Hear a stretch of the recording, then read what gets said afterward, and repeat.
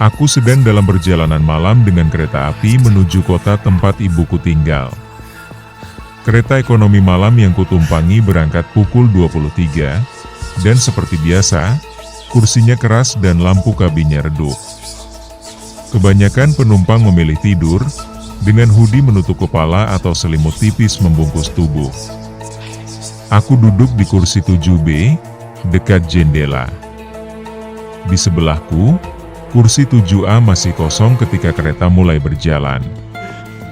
Aku sedikit lega karena bisa lebih leluasa, tapi entah mengapa, ada rasa tidak nyaman sejak kereta mulai melaju. Beberapa menit setelah melewati stasiun kedua, seorang pria duduk di sebelahku. Wajahnya pucat, matanya sayu, dan tubuhnya kurus. Ia mengenakan jaket lusuh, dan tangannya dingin saat secara tidak sengaja bersentuhan denganku. Tapi ia tersenyum ramah. "Malam, Mas," sapanya. "Malam," jawabku singkat, sedikit kikuk. "Dari tadi kosong kursi ini?" Aku mengangguk. "Oh, saya suka naik kereta malam. Sepi. Tapi kadang suka ramai sama yang gak kelihatan." Dia tertawa kecil. Tapi tawanya hambar. Seperti dipaksa. Kami mengobrol beberapa menit. Namanya Arga, katanya ia pulang ke rumah ibunya di kota yang sama denganku. Tapi saat kutanya rumah ibunya di mana, dia menjawab pelan, di dekat rel di belakang jembatan tua. Tapi sekarang mungkin sudah pindah. Aku merasa ada yang janggal. Ia berbicara dengan nada tenang, tapi seperti terputus-putus. Kadang tatapannya kosong, seperti menerawang jauh.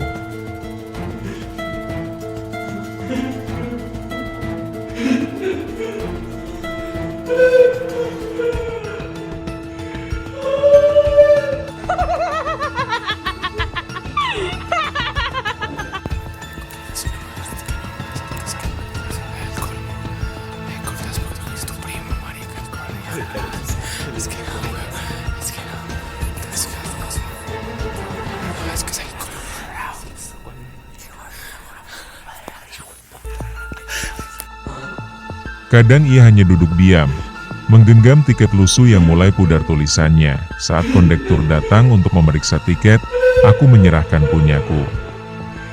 Tapi saat kondektur menoleh ke sebelahku, ia tampak bingung. "Kamu bilang duduk di 7A ya?" "Iya, kenapa?" Kondektur melihat kursi sebelahku, 7A itu kosong dari awal.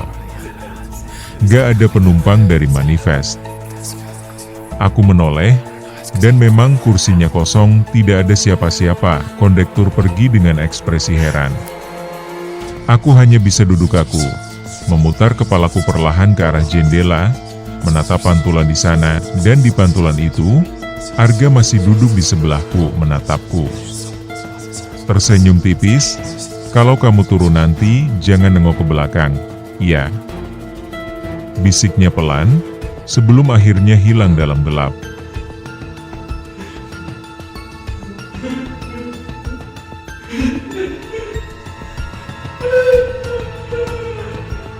Saat kereta berhenti di kota tujuanku, aku turun dengan tubuh gemetar.